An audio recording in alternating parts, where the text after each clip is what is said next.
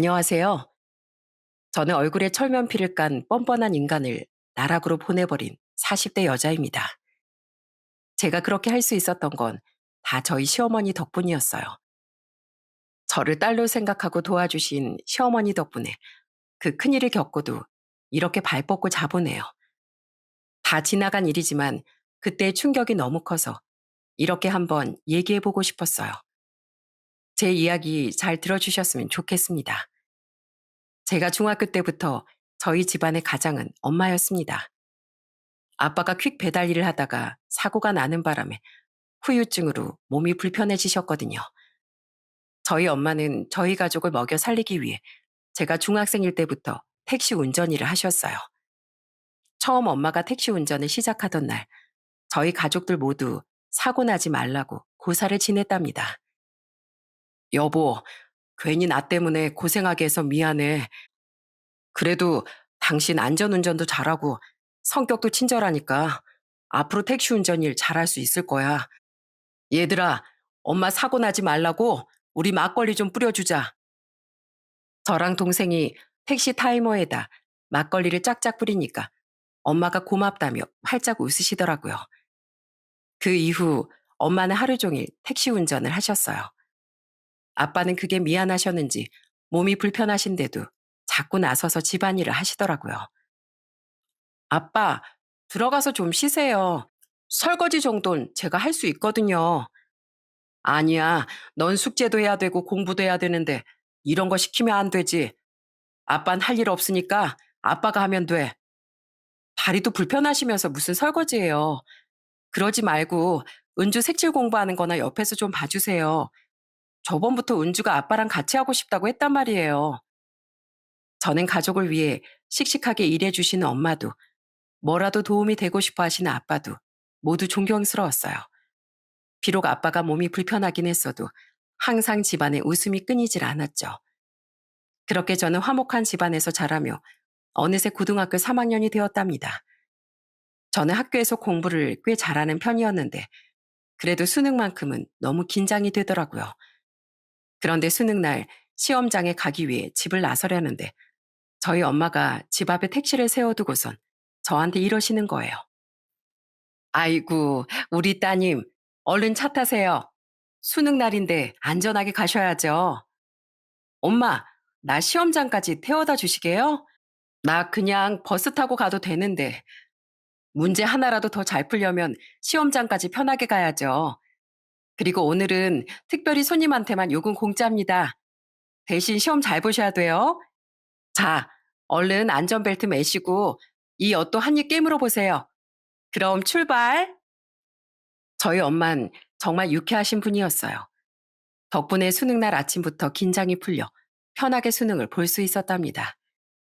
저는 그 덕에 좋은 대학에 들어갈 수 있었고 대학 졸업 후엔 좋은 회사에도 취직할 수 있게 되었어요. 그렇게 직장을 다니며 일을 하다가 지인의 소개로 남편을 만나게 되었습니다. 남편의 직업은 변호사였는데 성격이 되게 착하고 남을 위할 줄 아는 사람이더라고요. 하루는 남편이랑 같이 길을 걷고 있을 때였어요. 허리가 굽고 연세가 많이 들어 보이는 어떤 할머니가 무거운 짐을 들고 힘겹게 걸어가고 계시는 거예요. 보통 사람들이었으면 그냥 지나쳤을 텐데 남편은 할머니한테 가서 먼저 말을 걸더라고요. 할머니, 어디까지 가세요? 짐이 너무 무거워 보이는데 제가 가시는 곳까지 짐 들어드릴게요. 남편은 할머니의 짐을 번쩍 들더니 할머니의 걸음에 맞춰서 역까지 천천히 모셔다 드리더군요. 역에 도착한 할머니는 남편한테서 짐을 받아 드시고선 이렇게 말씀하셨어요. 총각, 정말 고마워요. 괜히 나 때문에 시간 내서 짐까지 들어다 주고 총각은 복 받을 거예요. 내가 총각이 하는 일 뭐든지 잘 되라고 기도해 줄게요. 할머니는 그렇게 말씀하시면서 짐 보따리 안에 있던 사과 한 개를 꺼내 남편한테 건네주시더군요. 남편은 그 사과를 받아들고선 환하게 웃었어요. 요즘에 이런 사람이 흔하지 않은데 어떻게 사람이 이렇게 마음이 따뜻한지 너무 보기 좋더라고요. 그런데 또 하루는 남편이랑 같이 편의점에 갔는데 딱 봐도 꼬질꼬질해 보이는 꼬마 아이 두 명이 1,000원짜리 한 장을 들고선 과자 앞에서 서성이는 겁니다. 그런데 저희 남편은 그걸 또 지나치지 않고 아이들한테 가서 이렇게 물었습니다. 얘들아, 너희 뭐 사러 온 거야? 과자 사러 온 거야? 아니, 그게 아니라 엄마랑 아빠랑 다 일하러 가셨는데 집에 먹을 게 없어서 동생이랑 같이 먹을 거 사러 왔어요. 그런데 이 돈으론 살 수 있는 게 없는 것 같아요. 동생이 계속 배고프다고 하는데. 아, 그랬구나. 그럼 아저씨가 너희 먹고 싶은 거 사줄까? 정말요? 진짜 그래도 돼요? 남편은 아이들이 안쓰러워 보였는지 같이 편의점을 한 바퀴 뺑 돌면서 바구니에 먹을 걸 잔뜩 담아주더군요. 그리고선 카운터로 가서 통 크게 계산을 해주고 애들한테 맛있게 먹으라면서 돌려보냈어요. 아이들이 정말 감사하다며 몇 번이나 인사를 하더라고요. 저는 남편이 그렇게 좋은 일을 할 때마다 참 멋있게 느껴졌답니다. 그런데 저희 남편은 약자를 돕는 걸 좋아하는 성격이기도 했지만 불의를 보면 못 참는 성격이기도 했어요. 한 번은 남편이 자주 가던 순대국밥집에 가서 밥을 먹고 있었는데 양팔에 문신이 있는 남자들이 주인 할머니를 괴롭히면서 진상을 피우는 거예요. 야, 이 할망구야. 장사 접고 싶어? 담배 땡기니까 나가서 담배 좀 사오라고. 손님이 왕인 거 몰라? 손님이 심부름을 시키면 바로 튀어나와서 사와야 될 거 아니야? 아, 나 진짜 답답하네. 빨리 안 튀어갔다 와? 그런데 그때였어요. 갑자기 남편이 자리에서 벌떡 일어나더니 그 사람들한테 이러는 겁니다. 저기요, 지금 뭐 하시는 겁니까? 국밥을 먹으러 왔으면 조용히 국밥만 먹고 가야지. 여기 사장님이 당신 심부름꾼인 줄 알아요? 부모님 뻘도 더 되시는 분한테 도대체 뭐 하는 짓입니까? 참나. 야, 넌 또 뭔데? 별 같지 않은 게 왜 나서서 참견질이야? 내가 뭐냐고요? 나 변호사입니다. 변호사. 당신들 지금 이렇게 하는 거 한번 법적으로 걸고 넘어져 볼까요? 감방에 들어가서 콩밥 한번 먹어보고 싶어요? 뭐, 뭐야, 변호사라고? 거짓말하고 있네. 자, 여기 제 명함이에요. 이래도 못 믿으시겠어요? 에이씨, 진짜 변호사였잖아. 야야, 얼른 나가자. 그냥 돈만 내고 얼른 나가자고. 에이씨, 완전 똥 밟을 뻔했네. 남편이 변호사라는 걸 알게 된 그 사람들은 밥값을 내고선 꽁무니가 빠지게 도망가 버리더군요. 주인 할머니는 남편한테 정말 고맙다고 몇 번이나 인사를 하셨어요. 저는 매번 이런 일이 있을 때마다 그냥 지나치지 못하는 남편한테 이렇게 물어봤습니다. 한성 씨, 한성 씨는 도대체 왜 이렇게 모르는 사람들한테 잘해주는 거야? 변호사라고 다 이렇진 않을 거 아니야. 그게 사실 나 어릴 때 우리 아빠가 진짜 나쁜 사람이었거든. 맨날 술 먹고 진상 부리고 우리 가족한테 손찌검도 많이 했어. 아빠가 술 먹고 집에 들어오는 날엔 하도 물건을 집어던져서 집안이 완전히 난장판이 되고 난리도 아니었지. 결국에 우리 엄마가 너 같은 인간이랑은 못 산다면서 나 초등학교 때 이혼하셨는데 그때 이후로 내 성격이 이렇게 된 것 같아.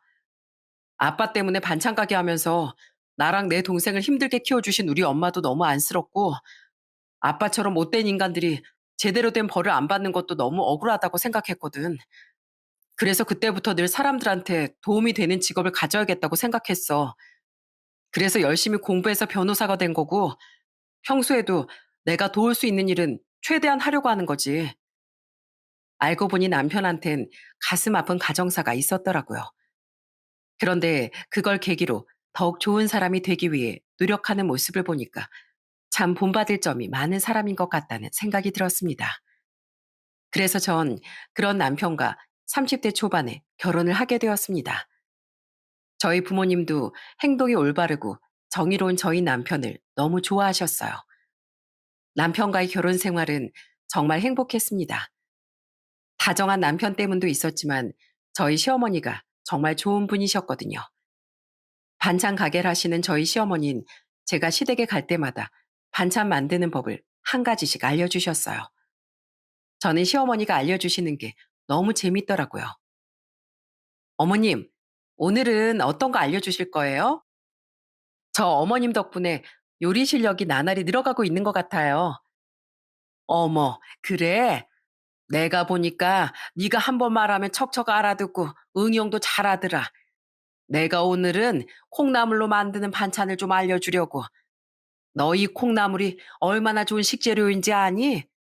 가격도 싼데 반찬 만들기도 쉽고 마시기까지 하니까 얼마나 좋아. 시어머니는 저한테 콩나물 한 가지로 콩나물국도 끓이고 콩나물 무침도 하는 걸 알려주셨어요. 콩나물 무침도 고춧가루 하나로 하얀 콩나물 무침이 빨간 콩나물 무침이 되니까 너무 쉽고 좋더라고요. 하루는 시어머니가 저한테 깻잎김치 만드는 법을 알려주신 적이 있었어요. 그런데 양념장을 만들어서 깻잎에 일일이 바르시는 걸 보고 깜짝 놀라고 말았답니다. 어머님, 이거 이렇게 손이 많이 가는 음식이었어요? 어릴 때 저희 엄마가 해주시면 뭣도 모르고 맛있게 먹었었는데 이게 이렇게 양념을 일일이 다 바르는 거였구나. 그럼 이게 얼마나 정성이 들어가는 반찬인데 그래도 만들고 나면 밥도둑이라서 귀찮아도 계속 만들게 되는 반찬이야. 이거 우리 반찬 가게에서도 제일 잘 팔리는 메뉴거든. 저는 시어머니가 하시는 걸 보며 깻잎 김치를 따라서 만들었어요. 그런데 옆에 있던 시누이도 같이 했는데 저와는 다르게 손도 빠르고 진짜 잘하더라고요. 우와, 아가씨는 어쩜 이렇게 반찬을 잘해요? 지난번에 어머님이 제육볶음 만드는 거 가르쳐 주실 때도 간을 한 번에 딱 맞추시더니 역시 음식 솜씨는 어머님을 닮으셨나 봐요. 당연하죠. 제가 이래봬도 반찬 가게 딸인데 이 정도는 뚝딱뚝딱 해야 되는 거 아니겠어요? 나중에 저랑 결혼하는 남자는 완전 복 받은 거예요. 안 그래요, 엄마? 그러자 시어머니는 호호 웃으시면서 이렇게 말씀하시더군요. 그럼 우리 딸이랑 결혼하는 남잔 횡재한 거지. 그리고 우리 며느리랑 결혼한 우리 아들도 횡재한 거고 세상에 시어머니가 이렇게 음식하는 거 가르쳐 준다고 옆에 딱 붙어서 열심히 배우는 며느리가 어디 있니? 이런 것도 다 귀찮으면 못하는 건데 직장도 다니는 애가 살림까지 열심히 잘하려고 하니까 내가 너무 고맙구나. 에이, 제가 어머님한테 더 감사하죠. 이런 건 돈 주고 배워야 되는 건데 어머님이 저한테 공짜로 비법을 다 알려주시잖아요. 역시 우리 어머님이 최고예요. 최고는 무슨, 그나저나 이따가 집에 갈 때 반찬 싸줄 테니까 좀 가져가. 사돈 댁에도 좀 가져다 드리고, 안사돈께서 택시 운전하시느라 고생하시는데 이왕 만드는 거 같이 나눠 먹으면 좋잖니. 시어머니는 저한테만 잘해주시는 게 아니라 저희 부모님도 많이 챙겨주셨어요. 맛있는 반찬을 만들면 꼭 저보고 친정에 가져다 주라고 하시더라고요. 저희 부모님도 그런 시어머니한테 정말 고마워하셨습니다. 아이고, 안사돈께서 또 반찬을 보내주신 거야? 이렇게 정성 어린 선물을 매번 받기도 죄송한데, 얘 은경아, 너희 시어머니 과일 뭐 좋아하시니? 내가 과일이라도 한 박스 보내드려야겠다. 저희 부모님도 감사 인사로 시댁에 과일이나 고기 같은 걸 자주 보내주셨어요. 양가 어른들이 잘 지내시는 걸 보니 저도 너무 기분이 좋더라고요. 저는 가끔씩 시어머니 가게에 가서 일을 도와드리기도 했어요. 반찬을 그램수에 맞춰서 용기에 넣기도 하고 반찬을 사러 들어온 손님들한테 친근하게 말을 걸기도 했죠. 손님, 오늘 고등어 조림이 진짜 맛있게 됐거든요. 딱 3팩 남았는데 한 팩 가져가 보세요. 저희 가게 단골이시니까 저희 어머님 손맛 죽이는 거 아시죠? 고등어 조림 2팩 하시면 제가 서비스로 마늘종 한 팩 드릴게요. 시어머니는 제가 올 때마다 장사가 더 잘 된다면서 엄청 좋아하셨어요. 저는 그렇게 시어머니와 잘 지내면서 아들 하나, 딸 하나를 낳았습니다. 시어머니도 시어머니지만 저희 남편도 가족을 위해 정말 열심히 일했어요. 남편은 변호사 생활을 하면서 만난 의뢰인에 대해 저한테 자주 얘기를 해줬는데 평소에 겪지 못하는 일들을 남편 입을 통해 듣다 보니까 참 세상에 별의별 일이 다 있다는 생각이 들더라고요. 하루는 집에 있던 남편이 뭘 골똘히 생각하다가 갑자기 저한테 이러는 겁니다. 여보, 난 일을 하다 보면 세상이 참 무섭다는 생각이 들어. 이번에 어떤 의뢰인이 있었는데 임신한 의뢰인한테 남편이 계속 손찌검을 했다고 하더라고. 아니, 가만히 있는 사람을 때리는 것도 이해가 안 되는데 어떻게 자기 아이를 임신한 사람한테 그럴 수가 있어? 아무래도 변호사라는 직업 특성상 여러 사건 사고들을 마주할 수밖에 없다 보니까 남편이 인간 세상에 대한 고뇌를 많이 하는 것 같더라고요. 또 하루는 남편이 집에 와서 한숨을 푹푹 쉬면서 저한테 이러는 거예요. 여보, 그거 알아? 우리나라에 결혼한 사람들 중에 불륜 저지르는 사람이 엄청 많다는 거. 우리 사무실에도 불륜 때문에 찾아오는 사람이 되게 많거든. 얼마 전에 왔던 의뢰인은 남편이랑 7년이나 연애라고 결혼을 했는데 신혼여행에서 남편의 불륜을 알게 됐다네. 아니, 그럴 거면 결혼이나 하지 말던가. 진짜 어이없지 않아?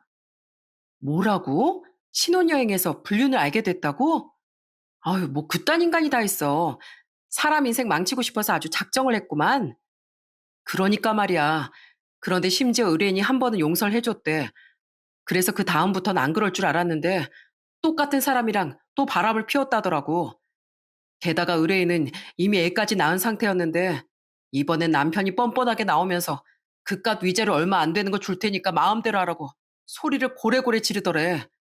의뢰인이 그 얘기를 하면서 펑펑 우는데 내가 다 가슴이 찢어지더라. 참나, 별 미친 인간을 다 보겠네. 이래서 간통죄를 폐지시키면 안 됐었는데 간통죄가 없어지니까 개나 소나 다 바람 피우고 다니는 거 아니야. 안 그래? 그런데 설마 당신도 나중에 나 두고 바람 피우는 거 아니지? 나 그러면 당신 절대 가만 안 둔다. 아유, 뭘 그런 끔찍한 소리를 하고 그래. 내가 왜 당신을 두고 바람을 피워? 혹시라도 내가 나중에 바람 피우면 내 손에 장을 지진다. 그래? 그럼 내가 한번 믿어보지 뭐. 하긴 당신같이 착한 사람이 설마 날 배신하겠어? 남편은 절대 그럴 일 없을 거라며 손가락까지 걸고 저랑 약속을 하더군요. 그냥 장난으로 한 말이었지만 그래도 그렇게 말해주니 참 믿음직스럽다고 생각했어요. 그런데 남편이 변호사 일을 하면서 의뢰인들한테 진심으로 대해서 그런지 가끔씩 일이 해결되고 나서 남편한테 선물을 사다 주는 의뢰인들이 있었어요. 남편은 그럴 때마다 거절을 했는데 하루는 작은 홍삼 박스 하나를 들고 온 겁니다. 여보, 그건 또 뭐야? 약국에서 산 거야? 아니, 이번에 투자 사기로 피해 입은 의뢰인을 좀 도와줬더니 고맙다면서 홍삼 박스 큰 걸 하나 사다 주시잖아. 계속 거절했는데도 가져가라고 떠미시길래 그냥 그 박스 안에 있는 거 하나만 가져간다고 했어.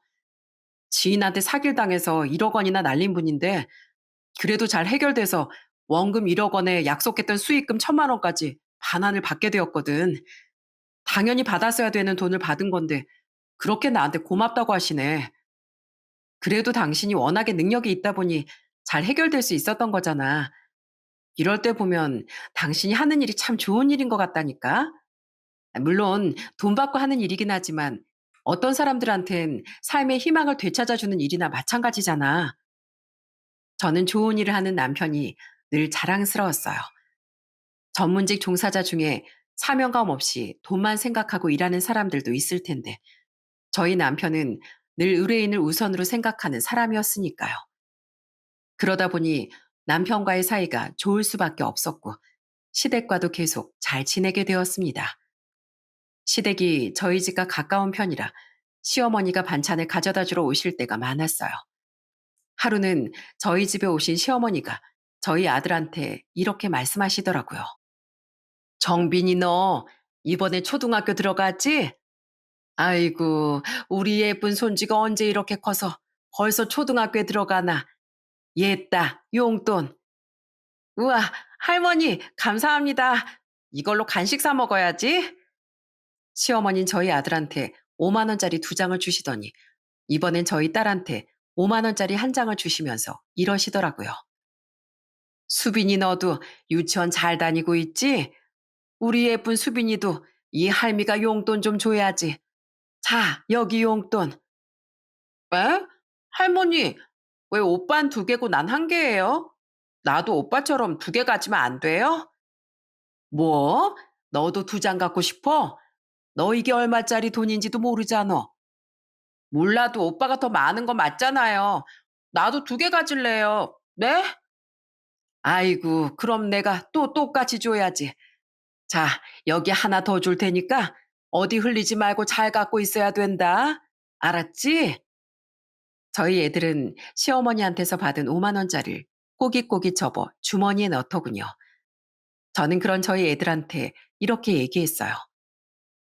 얘들아, 할머니가 용돈 주셨으니까 노래 한번 불러볼까? 하나, 둘, 셋, 시작!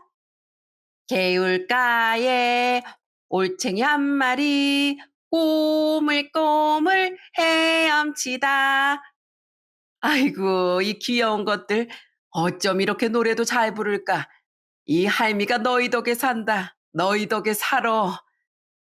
시어머니는 행복하게 웃으면서 저희 애들을 꼭 안아주셨어요. 남편이 바쁘다 보니 주말에도 시어머니랑 보내는 시간이 더 많았어요.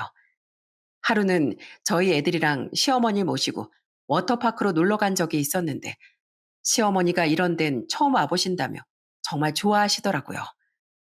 그런데 이렇게 흠집 하나 없을 것 같던 저의 결혼 생활에 생각지도 못했던 일이 일어나고 말았습니다. 시어머니가 평소처럼 반찬을 싸들고 저희 집에 오셔서 같이 수박을 먹고 있을 때였어요. 대낮이었는데 갑자기 누가 저희 집 문을 쿵쿵쿵 두드리는 겁니다. 시어머니 깜짝 놀라 저한테 이렇게 물어보시더라고요. 예, 이게 무슨 상황이니? 혹시 너 뭐 배달시켰니? 아니요. 오늘 집에 올 사람이 없는데 이상하다. 아유, 그럼 그냥 가만히 두자. 요즘에 세상이 흉흉해서 문도 함부로 열어주면 안 돼. 아무래도 집을 잘못 찾아온 것 같으니까 좀 있으면 돌아가겠지. 그런데 저희가 쥐죽은 듯이 가만히 있는데도 그 사람이 계속 현관문을 시끄럽게 두드리는 겁니다. 그래서 관리실에 얘기라도 해야 되나 하고 있었는데 갑자기 현관문 밖에서 어떤 여자가 시끄럽게 소리를 지르기 시작했습니다. 야, 문 열어. 여기 이한성 집 맞잖아. 이한성 찾으러 왔으니까 당장 문 열어. 저는 그 여자의 말을 듣고 깜짝 놀라고 말았어요. 제 남편의 이름이 바로 이한성이었거든요. 시어머니도 남편의 이름을 듣고 어리둥절한 표정으로 저한테 이러시더라고요. 뭐야, 저 사람이 지금 내 아들 이름을 부르고 있잖아. 혹시 우리 아들한테 무슨 일 생긴 거 아니니? 예, 아무래도 이상한 것 같으니 얼른 나가보자. 그 말에 저는 시어머니와 함께 현관문을 벌컥 열었습니다. 현관문 앞에는 예쁘장하게 생긴 어떤 여자가 술이 떡이 되어가지고 저희를 노려보고 있더라고요. 누구세요? 누구신데 저희 남편을 찾으시는 거예요? 그런데 그 여잔 다짜고짜 저희 집 안으로 쳐들어오면서 이렇게 소리치더군요. 야, 네가 이한성 마누라냐? 네가 이한성 그놈이랑 결혼해서 같이 살고 있는 마누라냐고? 저기요, 도대체 누구신데 남의 집에 와서 이러시는 거예요? 제가 이한성 씨 와이프 맞는데 왜요? 그쪽은 도대체 누구신데요? 내가 누구냐고? 나 이한성 애인이야. 네 남편이랑 8개월 전부터 뜨겁게 사랑하고 있는 애인이라고. 뭐라고요?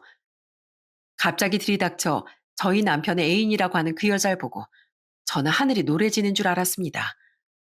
남편이 평소에 바람 피우는 것 같은 정황도 없었고 다정한 성격도 그대로라 그냥 일이 바쁜 줄로만 알았거든요.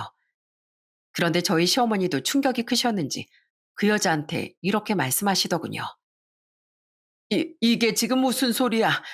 우리 아들이 그쪽이랑 바람을 폈다는 거예요? 뭐야, 하나도 몰랐나 보네. 참나, 와이프한테 말했다더니 완전히 다 뻥이었어. 어쩐지 요즘에 그 인간이 내 전화를 피하더라.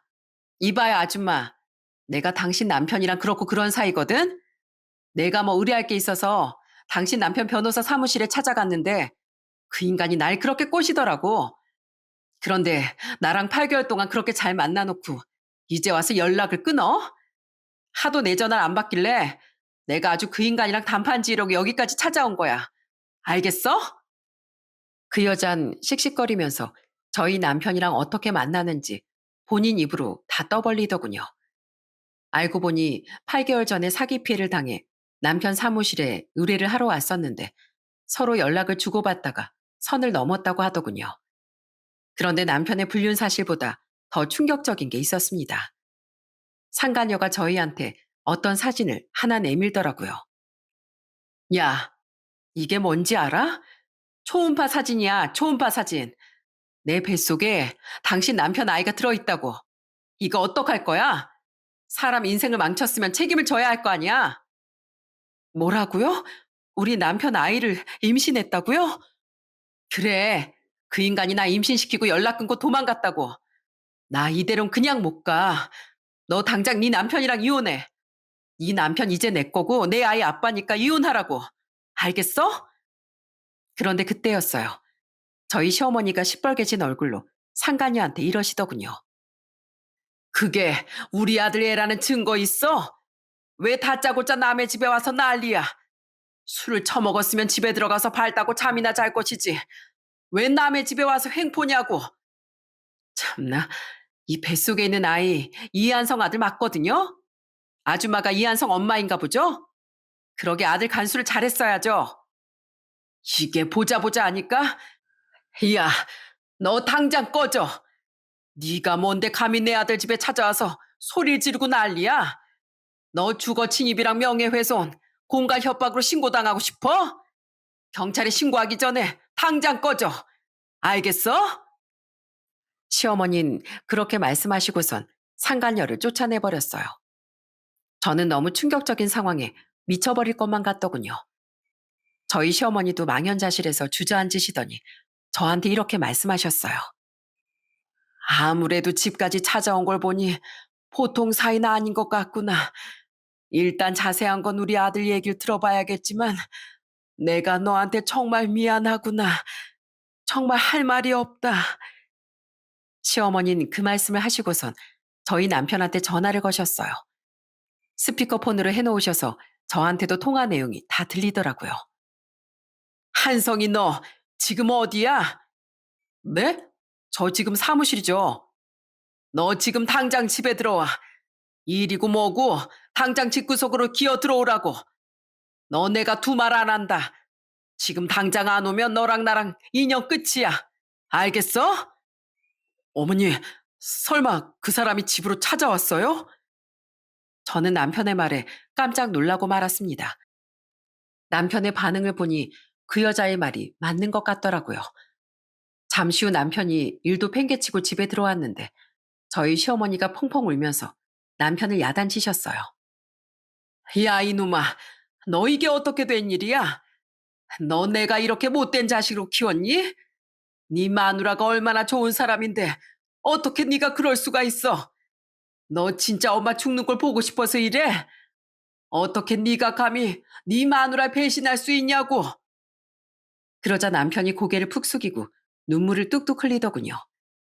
저는 너무 기가 차서 남편에게 이렇게 소리쳤어요.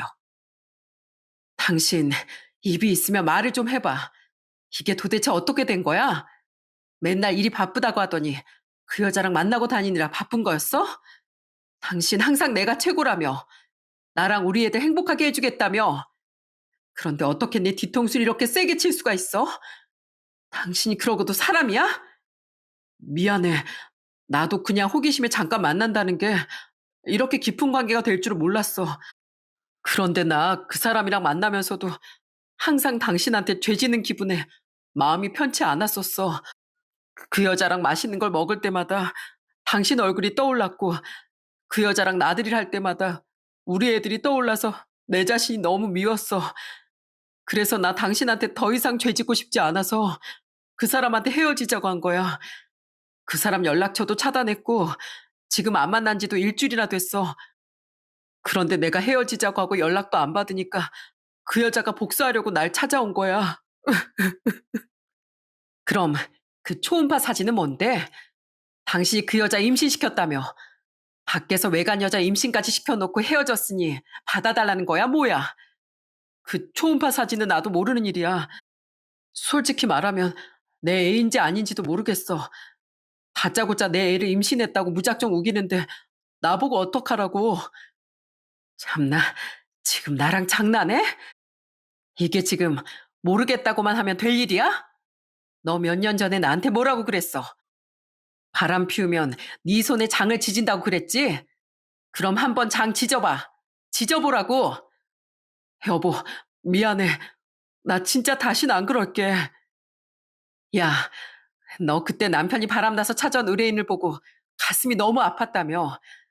남의 여잔 그렇게 안쓰럽게 생각했으면서 정작 네 마누라인 난 가슴이 찢어지든 말든 상관도 없나 보지? 어떻게 사람이 이런 짓을 해? 게다가 변호사라는 사람이 의뢰인이랑 그런 더러운 짓을 할 수가 있냐고. 그래놓고 네가 불륜 피해자들을 변호해줄 자격이나 돼? 너 자체가 이미 쓰레기인데 누가 누굴 변호하냐고. 여보, 내가 진짜 잘못했어.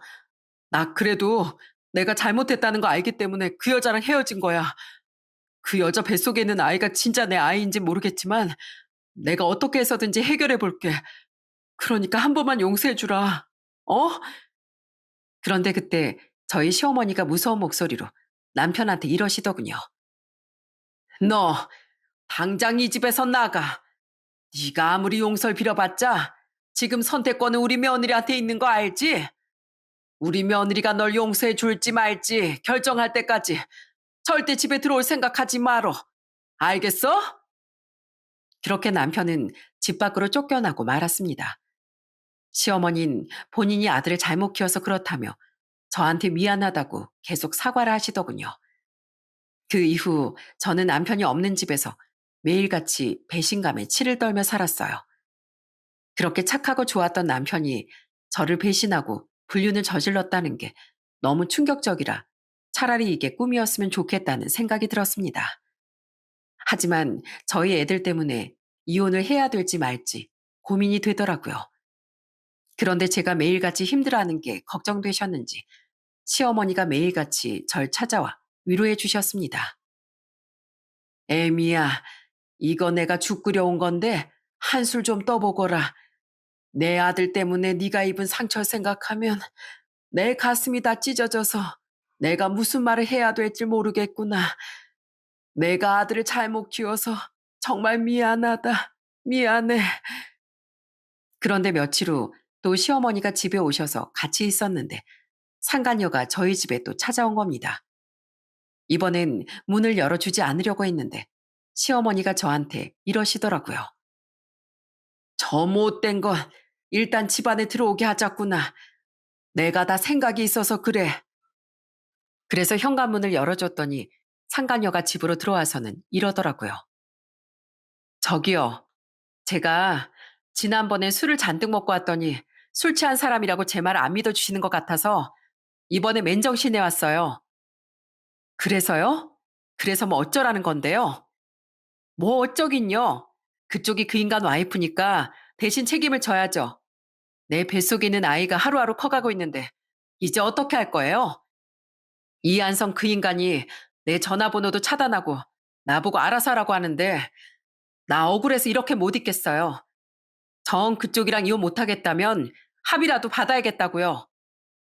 상간녀 주제에 피해자인 저한테 합의 얘기를 꺼내는 걸 보고 정말 기가 차더군요. 그런데 그때 저희 시어머니가 상간녀한테 이러시는 겁니다. 그놈의 합의금 얼마면 되는데요? 어머님, 지금 합의금을 주시려는 거예요? 가만히 있어봐라. 내가 다 알아서 할 테니. 이봐요. 합의금 얼마면 되냐고요? 그러자 상간녀가 뻔뻔한 얼굴로 이렇게 말하더군요. 더도 말고 덜도 말고 딱 3억만 주세요. 그럼 내가 다시는 안 찾아오고 입 다물고 조용히 살게요. 뭐라고요? 3억이요? 애 키우는데 그 정도는 있어야죠. 왜요? 설마 그 돈 못 주는 거 아니죠? 저 그 돈 안 주면 절대 가만 안 있을 거예요. 맨날 이 집에 찾아와서 난동 부리고 문 안 열어주면 현관문이 부서질 때까지 발로 찰 거예요. 그리고 이 동네 사람들한테 싹 다 알려버리고 인터넷에도 글 다 올려버릴 거예요. 그리고 그쪽 아들 초등학생이죠? 제가 그쪽 아들 학교에서 따돌림 당하게 만들어버릴까요? 뭐라고요? 지금 합의금 안 주면 사람 인생 망쳐놓겠다고 협박하는 거예요? 그래요, 협박하는 거예요. 그러니까 잔말 말고 돈 내놓으라고요. 내가 어디까지 할 수 있나 한번 보여줘요? 저는 뻔뻔하게 나오는 상간녀를 보고 아주 뒤집어지는 줄 알았습니다. 방귀 낀 놈이 성낸다고 어쩜 사람이 이럴 수가 있나요? 그래서 그 돈 절대 못 준다고 얘기하려고 했는데 저희 시어머니가 저를 말리시고선 상간녀한테 이러시더군요. 저기요. 그런데 그 애 우리 아들 애 맞아요? 기껏 합의금 줬는데 그 애가 우리 아들 애가 아니면 그때는 어떡할 거예요? 참나? 그쪽 아들 애 맞거든요? 제가 지금 거짓말하는 걸로 보여요? 확실해요? 만약에 아니면 책임질 거예요? 그래요, 책임질게요.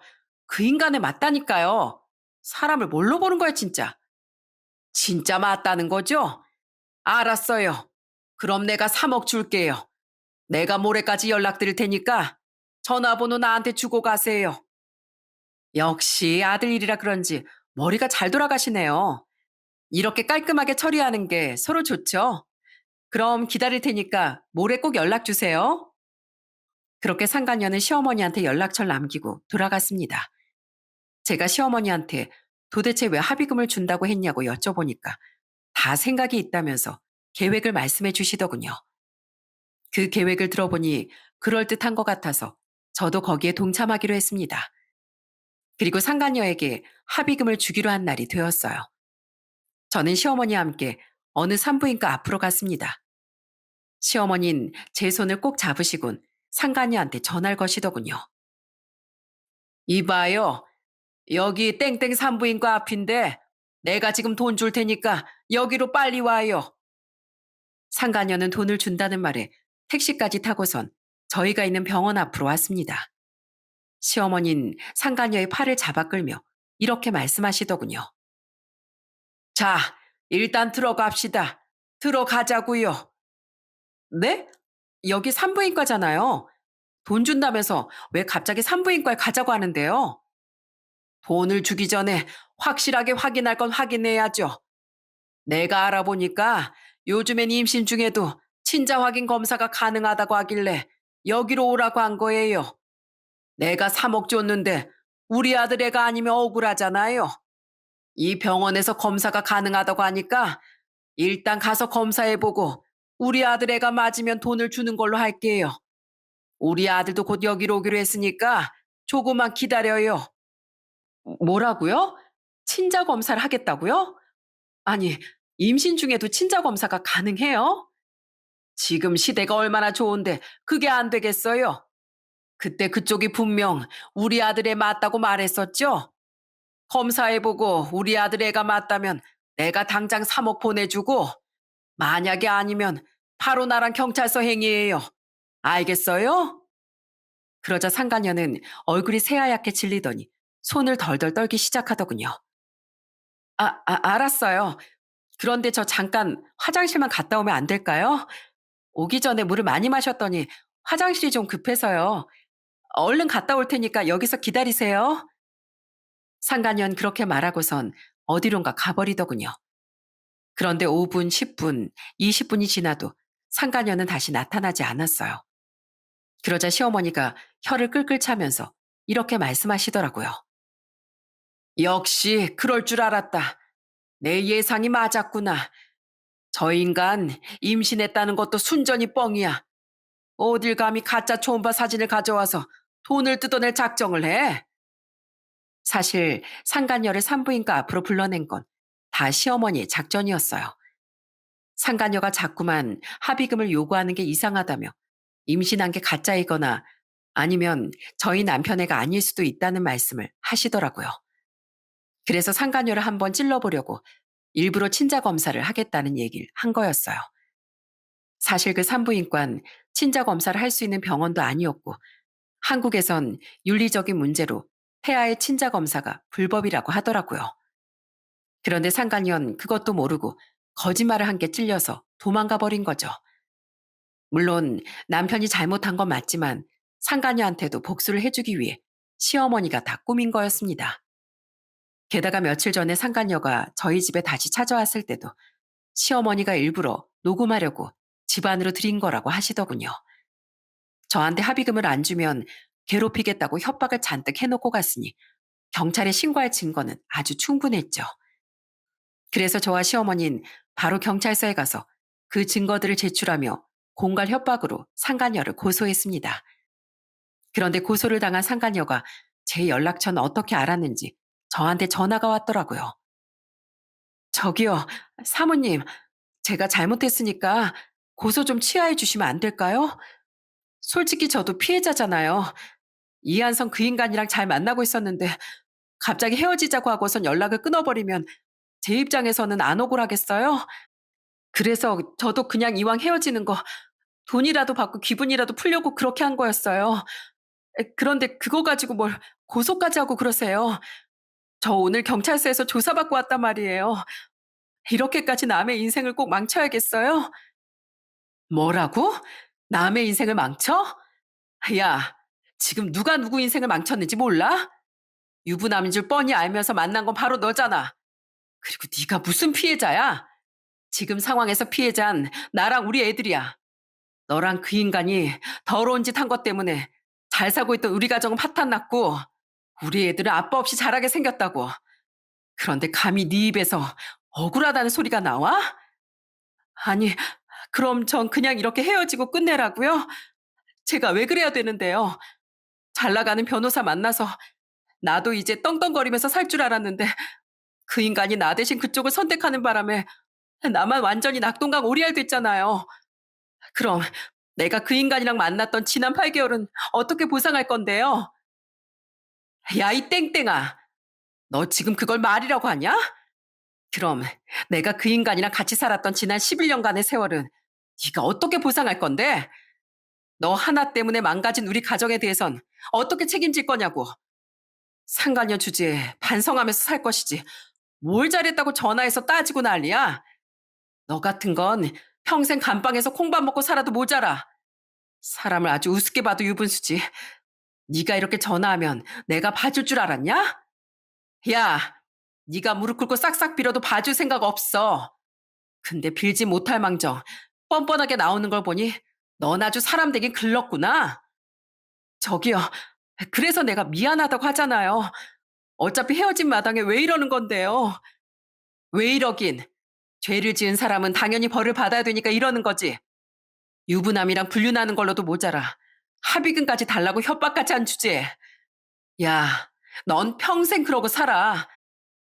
맨날 유부남들만 쫓아다니다가 위자료로 전 재산 다 날리고 폐가 망신하라고. 알겠어? 저는 그렇게 말하고선 전화를 끊어버렸어요. 그러자 제 옆에 있던 시어머니가 저한테 이러시더라고요. 애미야, 너 이제 어떻게 할래? 우리 아들이랑 이혼할지 말지 결정한 거야? 어머님, 솔직히 말해서 저 어머님 아니었으면 지금까지 버티지도 못했을 거예요.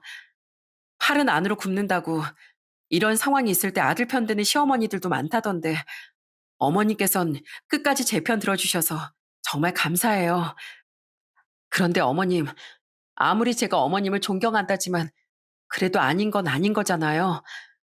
저요, 믿었던 그 사람이 절 배신했다는 게 너무 충격적이라서 도저히 용서를 해줄 수가 없어요.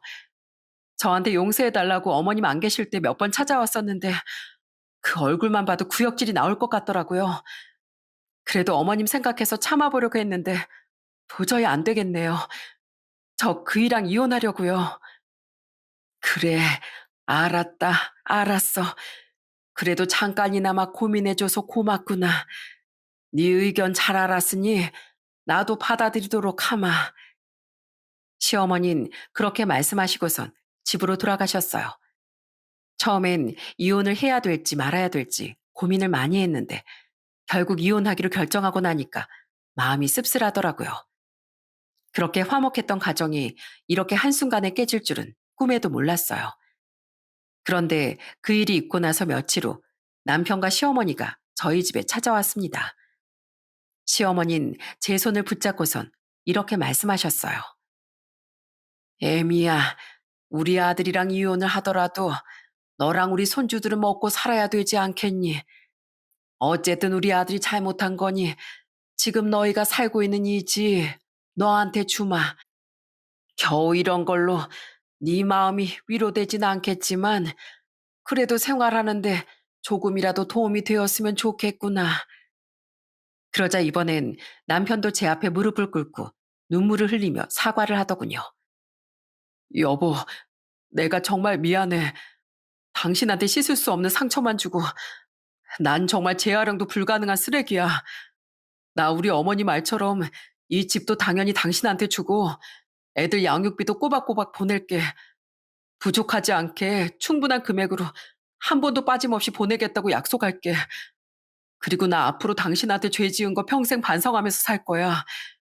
당신이 나랑 결혼해서 애들도 잘 키워주고 우리 집에도 정말 잘했는데 내가 그런 당신을 배신했으니 그 대가는 톡톡히 치러야지. 여보, 정말 미안해.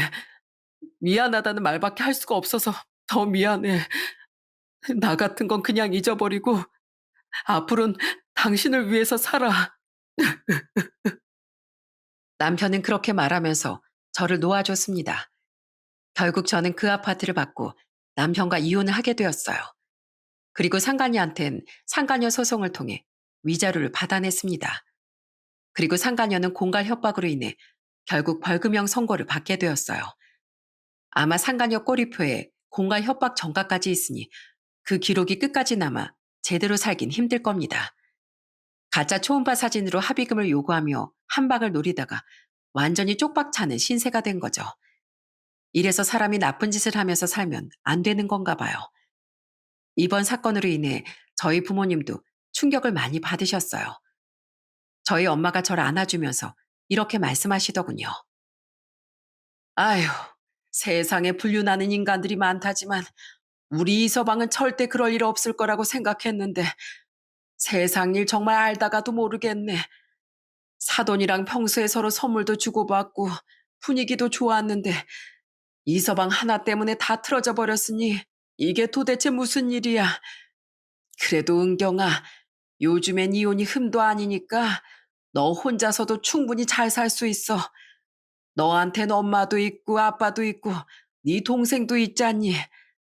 그러니까 가슴 아픈 일은 싹 잊고 우리 한번 다시 힘내보자. 알았지? 저희 가족들이 저를 많이 응원해 주니 그래도 힘이 나더군요. 그 이후 저는 남편하고 살던 집에서 애들을 키우면서 잘 지내고 있답니다. 전 남편은 저랑 이혼한 후에 전 시어머니 댁으로 들어갔어요. 가끔씩 전 시어머니한테서 연락이 오는데 한 번은 이렇게 말씀하시더라고요. 애미야, 잘 지내고 있지?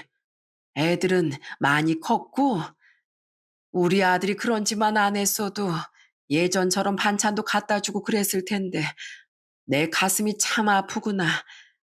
우리 아들은 요즘에 집에서 혼자 울 때가 많어. 애미로서 안타깝긴 하지만 그래도 뭐 어쩌겠니. 죄를 지었으니 죄값은 달게 받아야지. 그래도 난 네가 우리 아들 신경 쓰지 말고 애들하고 잘 살았으면 좋겠다. 혹시라도 내가 만든 반찬 먹고 싶으면 언제든지 연락하고, 알았지? 저는 전 시어머니의 연락에 마음이 너무 아팠습니다. 그렇게 친모녀 사이처럼 잘 지냈었는데 남편 하나 때문에 이렇게 됐다고 생각하니까 너무 허망하더라고요. 그런데 이미 벌어진 일이고 돌이킬 수 없는 일이니 점차 적응해 나가야겠죠. 그래도 요즘엔 점점 그때 일을 잊어가고 있어요. 평생 상처받은 채로 살 줄 알았는데 또 살다 보니 괜찮아지긴 하더라고요. 저희 애들을 위해서라도 저는 앞으로 씩씩하게 살아가려고 합니다. 알고 보니까 요즘에 중고 어플에서 초음파 사진을 사고 파는 경우가 있다고 하더라고요. 초음파 사진으로 사기치는 인간들이 얼마나 많으면 그런 걸 사고 팔까요? 세상엔 참 이해할 수 없는 못된 인간들이 많은 것 같아요. 저희 애들은 그런 인간으로 자라지 않도록 제가 더 신경을 써야겠다는 생각이 들더라고요. 여러분, 저의 11년 결혼 생활은 이렇게 막을 내렸습니다. 여러분들은 저와 달리 사랑하는 가족들과 오래오래 행복하셨으면 좋겠어요. 그럼 전 이만 이야기를 마치도록 하겠습니다. 감사합니다.